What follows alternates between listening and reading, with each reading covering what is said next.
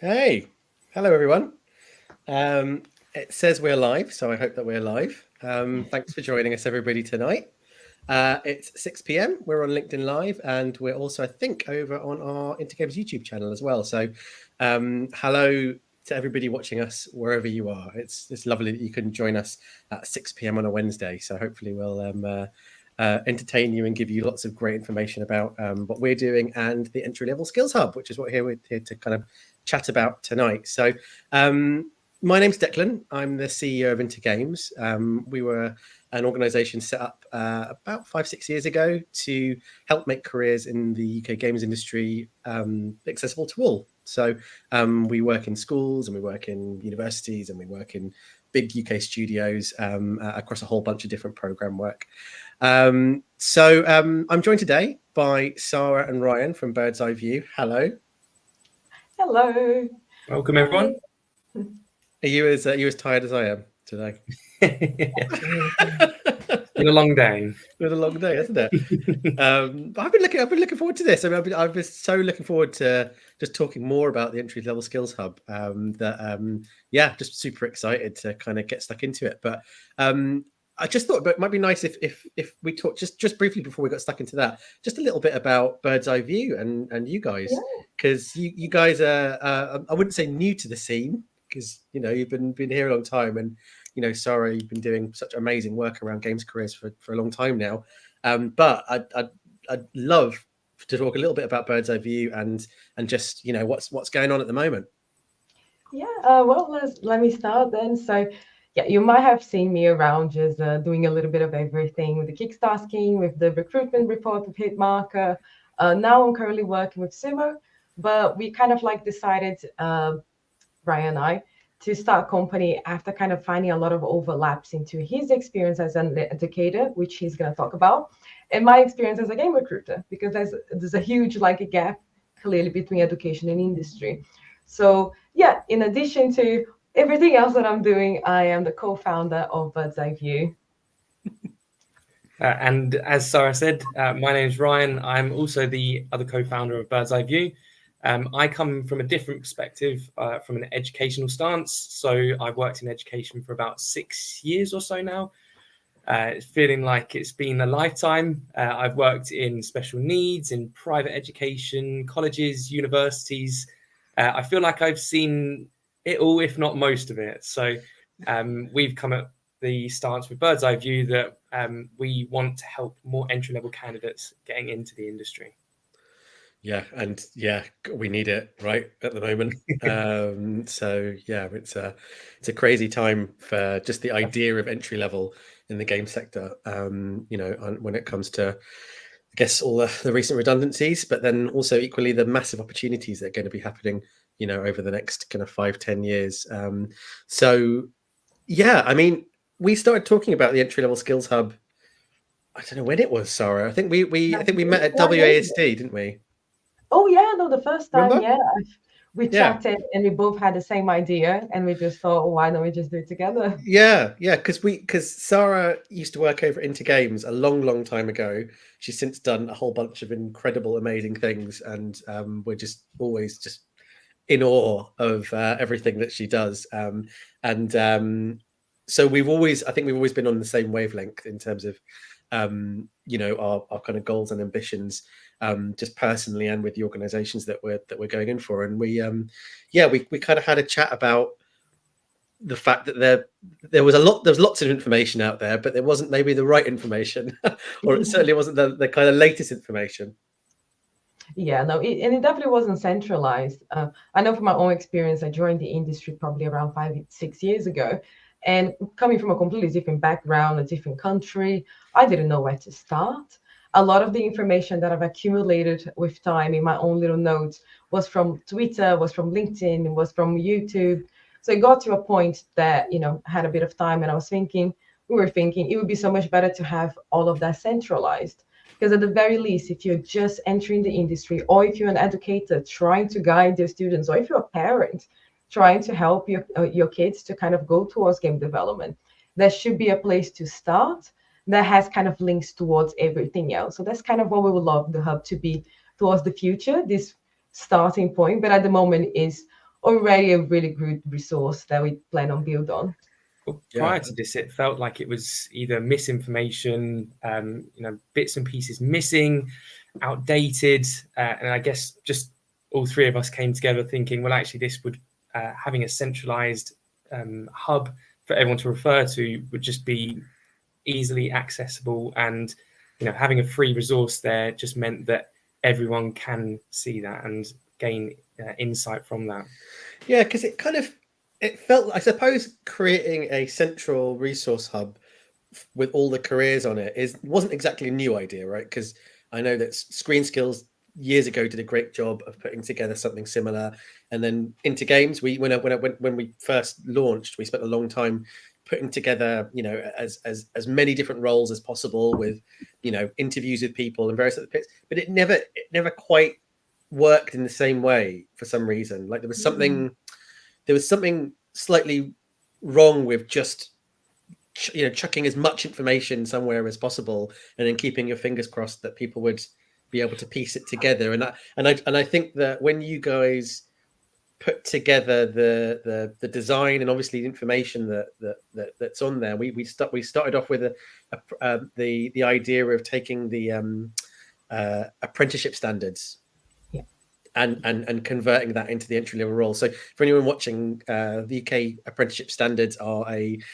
so for every apprenticeship, there's a kind of list of knowledge, skills, and behaviours for that particular role. So it could be any role. So there's a games program apprenticeship, for example, at level 7, and you start off by going to industry and then asking as many of them as you can, really, what are the knowledge, skills, and behaviors for any particular role, listing those out, and then they become the kind of backbone of the apprenticeship. We thought that would be a great place to start, because actually that's what you kind of want to know, right? When you're looking to go into a role or looking to try and get hired, it's like, what actually do you do in it? And I don't know, that the games industry, even though we've been in it for so long, still feels like a bit of a black box sometimes. We're like, well, what's that? What is that role, and how does it work? So, I mean, Sarah, as a very in depth in the game sector now, as a recruiter for Sumo, like what was trying to unpick all those different roles and all those different accountabilities and trying to put them together into that list. How did that feel? How was it finding the information to do that? So it was a really interesting process, and I love my processes. So that was the first thing that I've mapped it out. But I wanted to utilize all kind of the best things that we're good at. So I knew that I'll be really good at making the process, what data we wanted to get out of that, the marketing. But then I needed, especially because we started with the apprenticeship standard, I needed an educator point of view of like, okay, so this needs to work from both sides. People that need to teach this, but also people that this is their first time encountering this information. So as a teacher, you kind of have like a really good insight into what it is that first day in class, pretty much. But I had an idea of the disciplines and the job titles, but you just don't know what you don't know, and everyone has lots of blind spots. That's why I love a survey. But in the survey, I think we found a lot of interesting things about the job titles, but it confirmed a lot of what I thought myself after a few years of the industry, which is because we're quite young and we didn't centralize any of the standards for anything. Everyone has a completely different job title, and sometimes the skills overlap. It's the exact same thing. As a recruiter in multiple places I've worked in, I had the same job description and 4 different types of job titles in it. So it's just really important to start somewhere. And I think junior roles are probably the best ways to start kind of creating this tree of roles, because they need to be, the type of position that you don't have experience to do. And, just saying that out loud, people shouldn't need experience for a junior role. And that's kind of the start. But definitely if we were to grow from that, it would be another survey, because when you get to mid-level, again, every studio just goes very independently with their job titles. And how did you find that, Ryan, as well? I mean, like, you obviously you have been around games for a while now, but now you're kind of really in it with Bird's Eye View. Embedded myself in there. Yes, embedded yourself in there. I mean, from that perspective of kind of like, beginning to understand the different amount of roles in there. How was that for yourself, kind of piecing it together? Because I suppose in one way, it can be quite daunting. But then I guess in another way, it's great to see something through the eyes of someone that isn't necessarily in the sector all the time. And what was kind of your experience of putting everything together like that? It was quite overwhelming at first. It can be quite daunting, and I completely understand and feel how entry-level candidates maybe, the experience they're going through when they're first trying to figure out, I want to work in games, but whereabouts and how can I apply my skills to that? It's quite a daunting feeling, but I found that understanding the pipeline from, where it begins to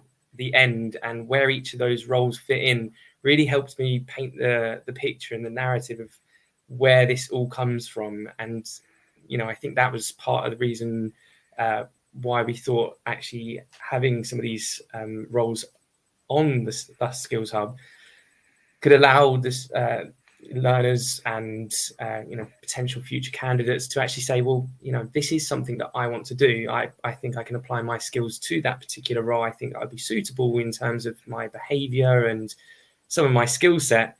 But actually it allows me to then go over to some of the other previous roles that maybe I might be working with, their work's passing on to me, or I'll be passing that work on to another role. And it allows me to understand that full process a bit better. Yeah, and I think that was one of the things we noticed from the hiring manager's point of view on the survey. A lot of degrees, but I also think it's because industry doesn't really share a lot of this information.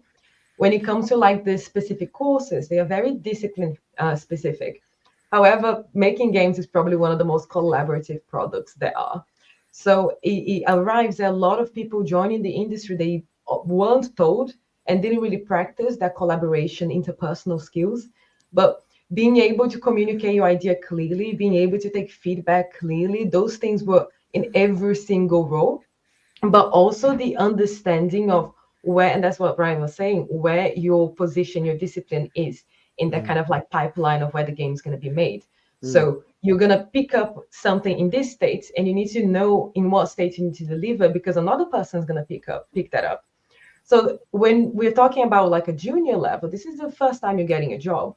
So when you're just coming out of a university where your course is very specific, your scores, your tests, maybe now and then a group project or a game jam, when it comes to actually, you're just part of this machine that needs to work really well, harmoniously together.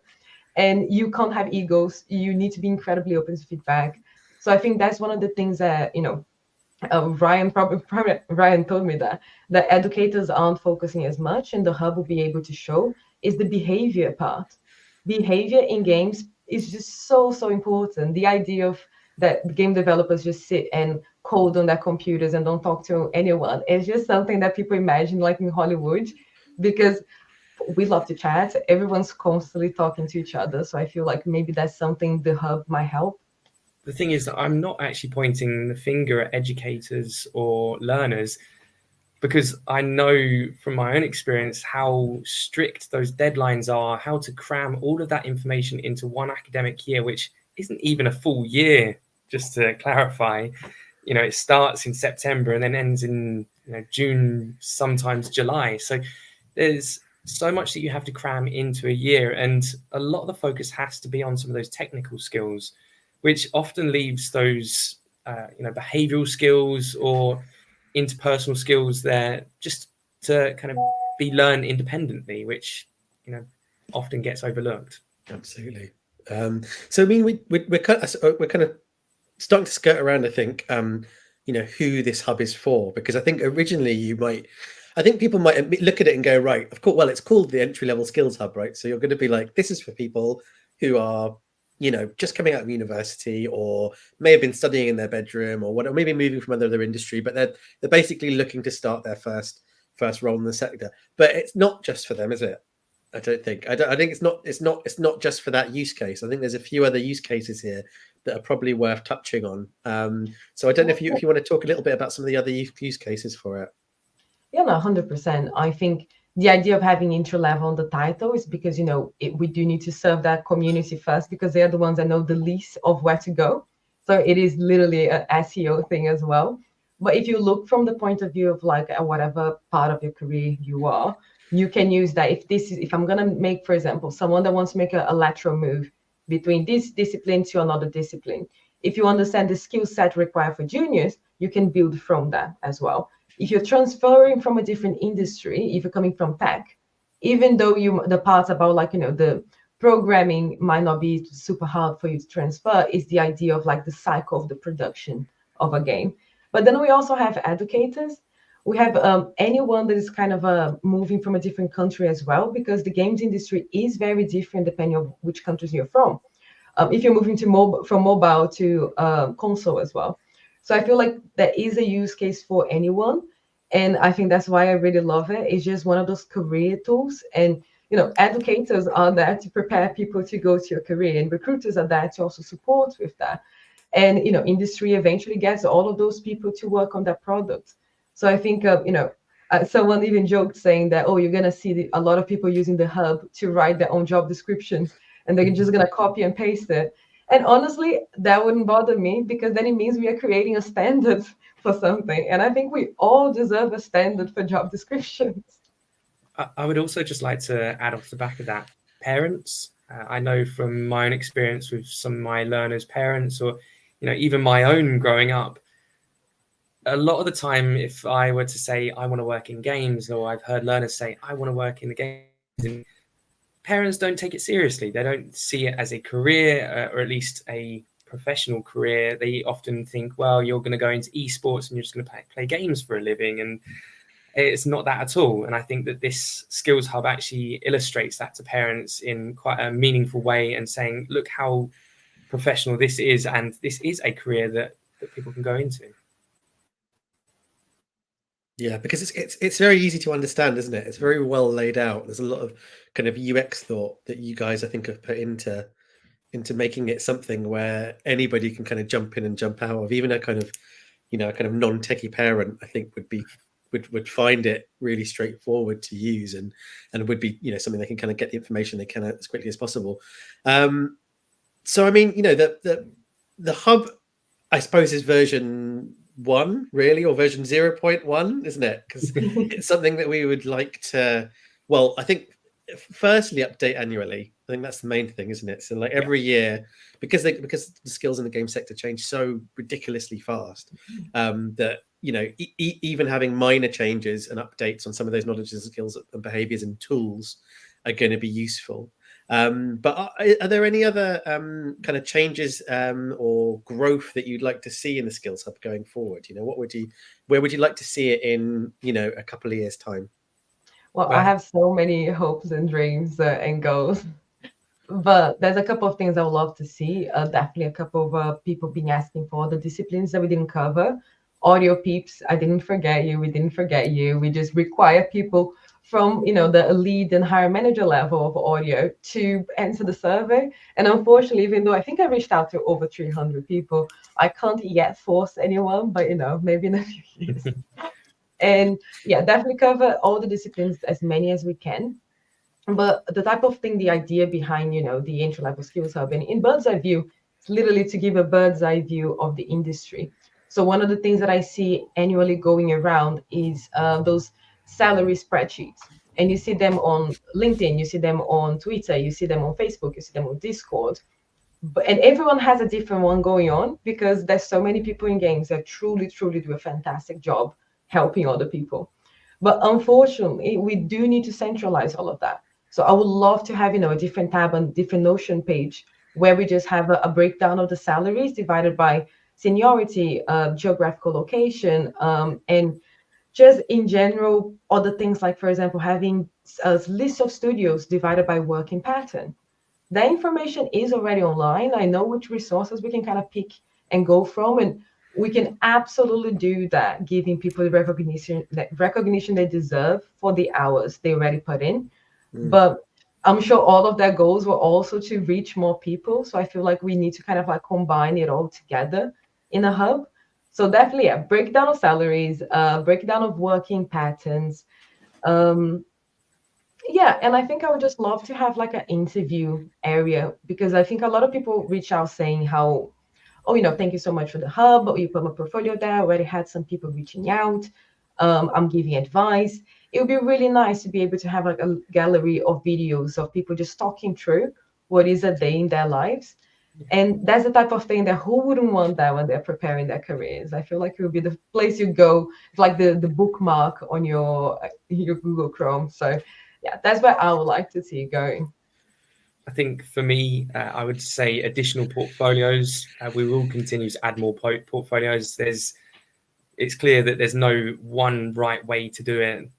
The amount of portfolios that we've been sent in or come across ourselves have all vastly changed, and yet they are all working in games. So I think just making sure that we are showing the diverse portfolios available and how you can actually try and adopt some of the techniques that people in the industry have already done, then the better, the more the better, I guess. But also, I was thinking potential career pathways. A lot of people do transition to different roles throughout their career. Once you're set in, when you take your first role, you don't just stay in that role forever. You can branch out and maybe apply some of the skills that you have to different roles in the industry. So maybe highlighting some of the career paths that people have taken, or potential ways that you can progress would be another option for us. Yeah, and I have one more dream and hope, but this I think will be the trickiest one. I would love to have a gallery or a database of studios' old technical tests. I feel like that is a conversation to be had. Yeah. Wouldn't that be brilliant? I mean, Yeah. it's a dream.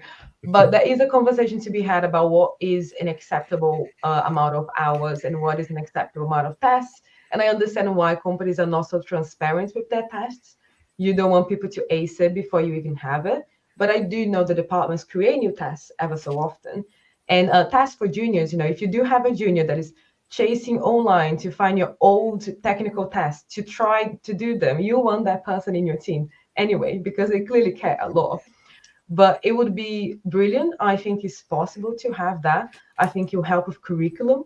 I think educators will love, because as Ryan and I were talking, it would be kind of, I forgot the word for it, but like what you expect out of a lesson, what is your learning outcome? So having a technical test that is used in a real recruitment process, if that is not a learning outcome, I don't know what it is. But that would require, studios stepping forward and saying, yes, I made this new one that you can use, or this is some of the old ones we have. And then we build it, and if you build it, people will come.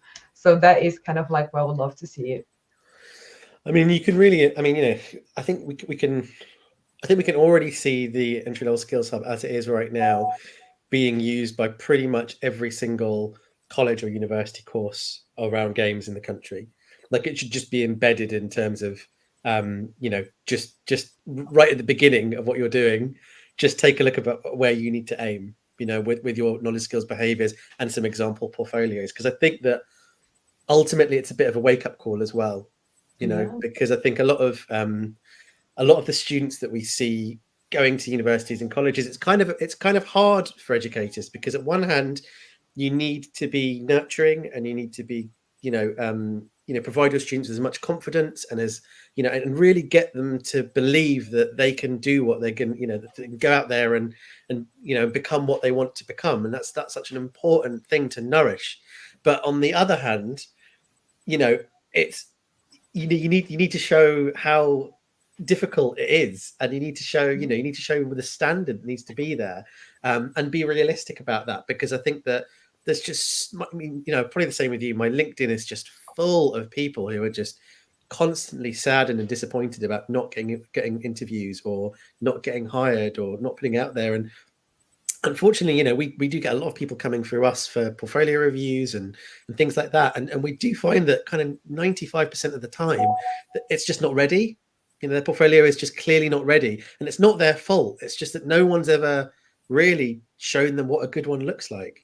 And how are you ever supposed to know? And I just feel really bad for people that kind of get into these cycles of rejection, because it's not really their fault. They just don't know where to aim at. And I think something I'd like to see going forward as well, we're talking about the learning aspect of this, and yes, a lot of it is on universities and colleges, but I think now going forward, there was lots of free learning out there anyway, but now with AI and ChatGPT and stuff, you now have the ability to create your own pathway very clearly, and for it to be built for you. And that's only going to become more powerful going forward. So, having something like the entry level skills hub where you've got all of this data that you can copy and paste and go, look, I'm here. I want to learn these skills using these tools. Can you give me a project to build? So I think there's some really interesting self-building learning pathway stuff that we can start building out from the entry-level skills hub. That's going to become really, really, really important as we go forward over the next few years. I think I'm starting to notice more and more university courses are starting to embed professional development modules within, later on, maybe in their second or third year.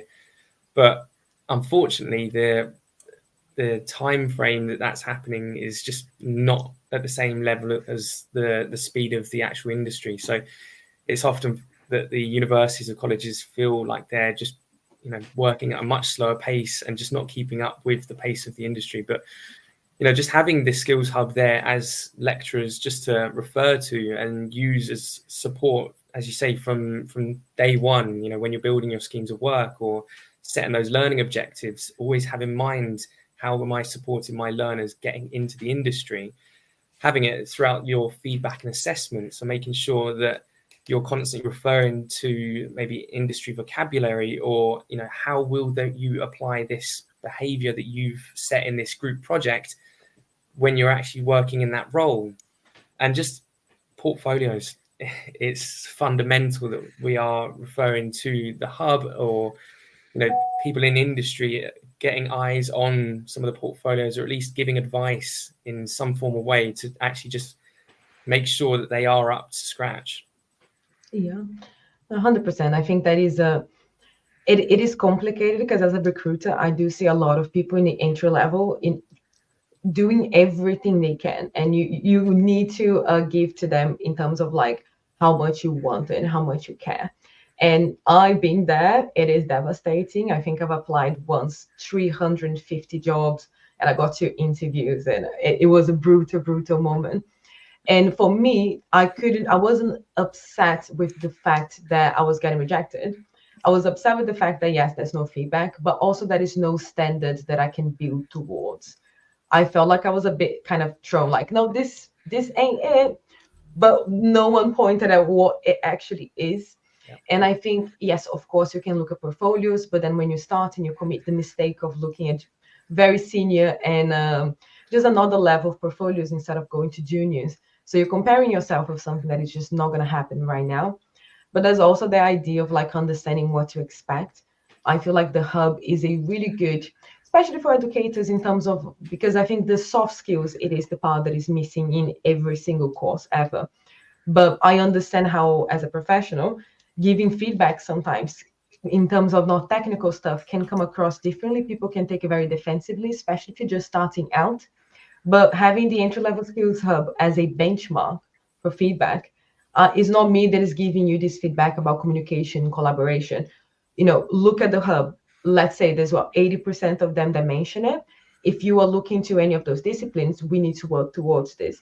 If you want assistance to work towards it, let me know. But I think we need to at least mention the fact that behaviors are incredibly important. And I think someone mentioned from the questions about, is just personal projects enough? That is one of the reasons why it's really tough for when people are looking for people to hire. If they only work for themselves, or they started their own company, or only had personal projects, you need to know how to collaborate. And even though you might, you need to have a CV that showcases how you actually collaborate. What is your process when you are picking something up from someone and then delivering that same something up to the other person? How do you document your work? Because those are the things you don't necessarily have to do if you're just working yourself. And that is what people are looking, especially in terms of hiring.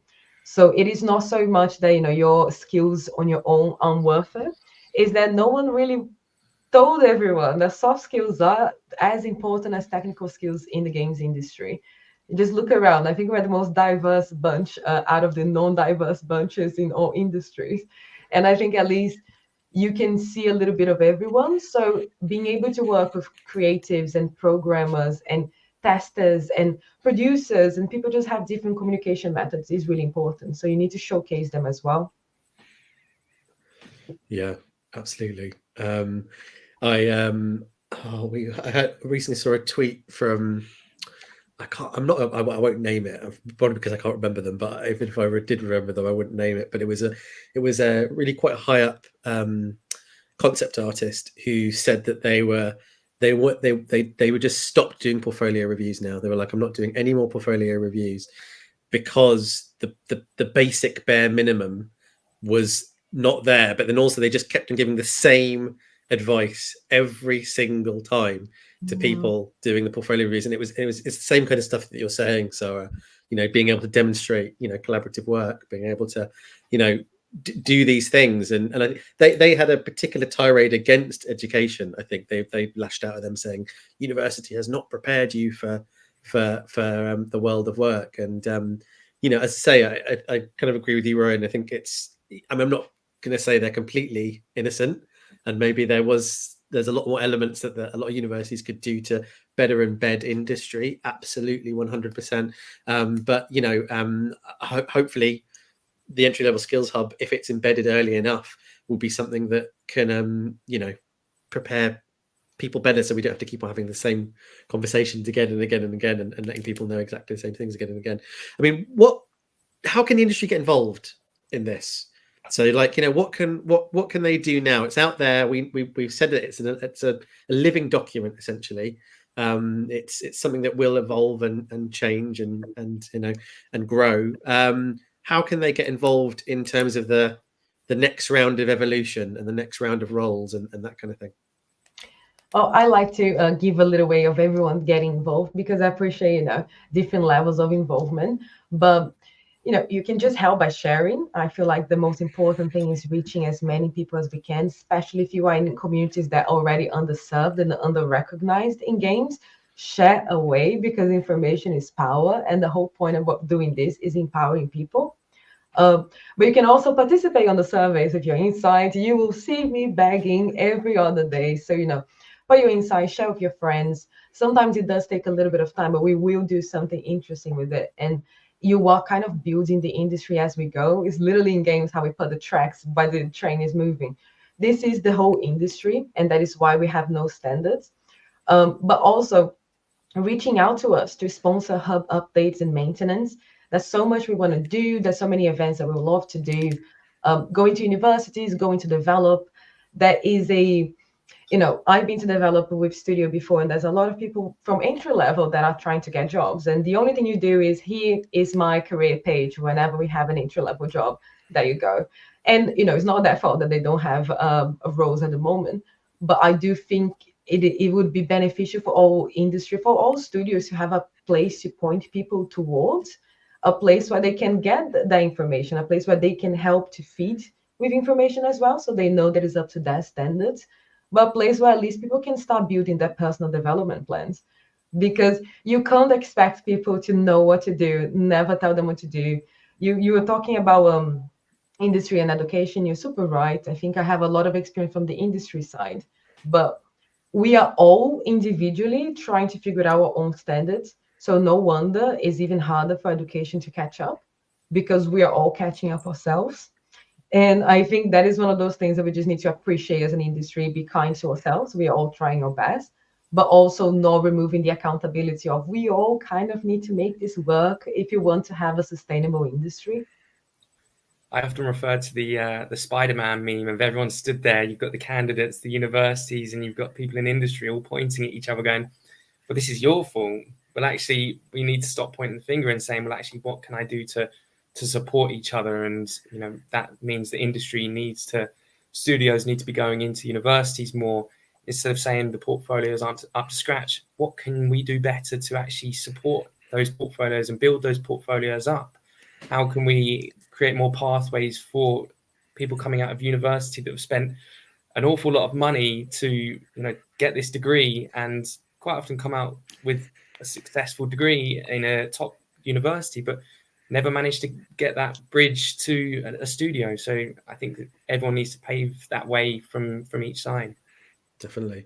I don't think we haven't properly talked about this yet, but I kind of sense a bit of kind of entry-level skills hub university tour in the new academic year going on. That would be brilliant. With I think a kind of really nice kind of hour-long online session for each university for for groups of students at level 4 and level 5, I think would be really useful, and I think something I think we'd all like to do. So I don't know, we'll definitely watch this space for that. I think you mentioned it, Sarah, as well. Sponsorship's nice. If there's anyone out there that would like to sponsor the Entry Level Skills Hub, it is open for sponsorship. All non-profit organizations here doing this kind of work, so it's important that it gets paid for somehow. Yes, we actually have a few, so we haven't got much long. We've got about 10 more minutes of chatting, because it is late, and it's obviously lovely to see everybody, but we have had some questions here as well, so do feel free to put questions down. We can see the comments here, certainly on LinkedIn. So I'll just take a look at one of them here. So Larry asks, this is specifically about collaboration, because I think it's been mentioned a couple of times. How do you find people to collaborate with without getting sucked into kind of an intense 5-year unpaid project or range of projects? Oh God, yeah, please don't go for those projects. I always ask, like, when is the deadline? When do you want to get this by? But I think a lot of the times we go for something big. We're like, we're gonna make a game. I found 6, 7 other people that can make a game with me, and then because we're all learning, we're still learning how long it takes to make a game, how many hours, how many bugs, how many things don't work out. So instead of finding groups to do something that big, why don't you break it down? I would like to find 5 people to see in 2 months how much can we get done in this demo, and then we do it in a way where we'll have like portfolio pieces for individuals, and we have a really nice case study that we can put forward. There will speak volumes more than you making a whole game with your friends, but having no time left to build the documentation around it, no time to showcase in your CV and your LinkedIn the process around it, how you collaborated with people. So I think there's a lot more people like you that don't want to get sucked into long projects. So I think it's defining the standards yourself for what you're looking for. And then just, if you build it, people will come. A lot of people will probably start reaching out and trying to see, I can do this, I can do that, but I only have this many hours. So if you are the person that doesn't want to be sucked into a 5-year project, build the timeline yourself and see who can match to that. I think there'll be a lot more success. Yeah, I think, reaching out to fellow university students or other people on social media, on LinkedIn, and what's the harm of even just maybe role-playing a scenario and recording that in some sort of creative way? You don't necessarily have to have an end product of the actual game itself. It could be, you role-playing a scenario that you would come across when you came across a hiccup in your day-to-day. See how you would work together as a team to combat that. Yeah, 100%. Yeah, great. So as one I can see, I didn't see narrative design, games writing on Hub website. Do you have anything you can mention about those at the moment? Not at the moment, and I guess it's the same thing regarding audio. Unfortunately, we do need a lot of people to give their point of view. And this is just my opinion. I think certain disciplines in games are way harder to kind of quantify knowledge, skills, behaviors, because they haven't been done so for a long time. I always say that audio for me is one of the hardest roles to join, because I don't know where the roles are. I don't know where they're getting advertised, but that is not in a clear platform. And I think similarly with narrative, a lot of people can write. I think depending on the type of the game, they're going to be looking for a specific type of person. So in my eyes, I would love to have, a longer breakdown of behavior, or maybe like, references that they are looking from certain people. But I think because it varies so much per studio in terms of narration, it will be a harder one to build. But, if there's anyone around, if you know anyone, just, point them to us. We're here. I have the form, I have the questions ready. So yeah, it's just, we need at least like 5 or 6 answers from it. So hopefully in the next round of updates, we'll get that as well. Fantastic. We're actually, we haven't properly announced this yet at all, but we're running a short course with Kim McCaskill, so the former narrative designer over at Riot. And PlayStation and a few other places. That's kicking off in April, but she will be a great person to ask those questions to, Sarah. So we'll make sure we'll get the questions over to her and get that up, because that is it's definitely a role we want to put up there for sure. Yeah. So two similar questions here. So both people who are so one a web developer with 10 years experience, one a kind of front end engineer, so kind of similar kind of spaces. What roles would best match their type of skill set, and does a junior role make sense for them, even though a lot of their skills are transferable? So I think, especially for the front end, it is interesting because games is one of those very fast evolving industries. So you probably have seen it around. There's a lot of tech this and tech that roles that pretty much just mean or a more technically minded creative or a creative technical, like, programmer or something like that. So I think we get a lot less applications for tech roles. There are a mix between creative and tech in general. So what I would do is specifically using the hub to map out the skill sets that you don't have, or the behaviors or the things that you haven't showcased on your profile, on your CV, but making sure to understand what looks and sounds very game development specific. And those are the ones that you're going to have to like go firm on your CV and every single documentation, because that's what a recruiter is going to be doubting. They won't be doubting that you can code, or they won't be doubting that you can do what you do in your original industry. They normally just, every hire is a risk assessment. So they want to check, how long we'll have to train you, for how long will you stay here, and how much can we pay for that. So it is tricky and navigating as a candidate from a different industry. I think that's why I think personal branding does a lot of help.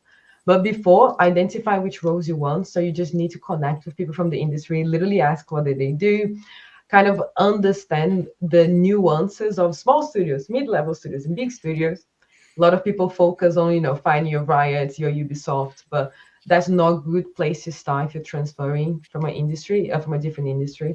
So I think you just map the opportunities within games, and then just kind of overlap with your skill set. And annoyingly, it's not a quick thing to do. I am so sorry. But that's why on my LinkedIn, I put a lot of content around mapping your career. Because if you ran out of places to apply, the best thing you can do is redirect your effort. Fantastic. Let me take a look. Right, I'm just trying to. So Alison said, I'm trying to work out this. My portfolio, I have to make my own game solo, and then I make it all solo, the models, and also they do all the stuff themselves. Actually, I work as game developer generalist, but I want to ask, maybe it's good to explain more about the process of you create your own projects, or can I easily skip this and continue what I'm doing? But so I think maybe you're asking, should you show the process of your work in your portfolio? I hope that's what you're trying to ask, because I think that's what you're saying, and the answer is yes to a certain extent, right, Sarah? So yeah, how much of that? I think it's explaining your process. It needs to come from like the beginning of where the idea came from. And to be fair, I've learned a lot of the process behind making stuff with Ryan, because he, as an educator, and what he expects to see from like physical portfolios from his art students wasn't necessarily a brilliant final product that you can just put on a wall. It was the taking on a journey of how did you have this idea, which references did you use, how long did it take to do this and that, did you have any challenges that you didn't prepare for?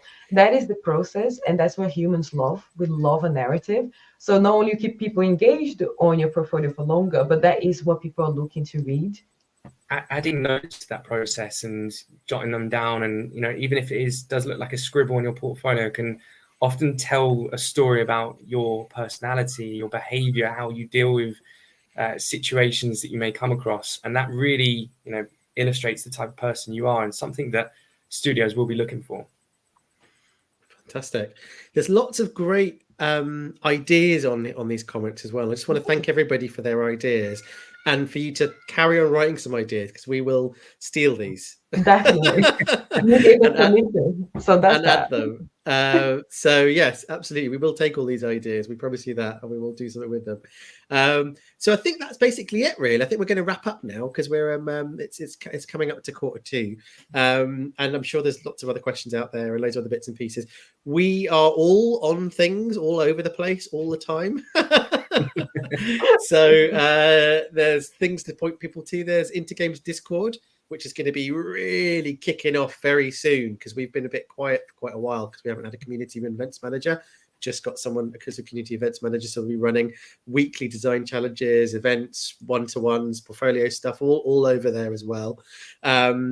We are on loads on LinkedIn. Sarah, you're on LinkedIn probably the most and have just an incredible wealth of daily amazing post information about getting hired in games, and loads of other places, doing loads of talks this year as well, right? I imagine.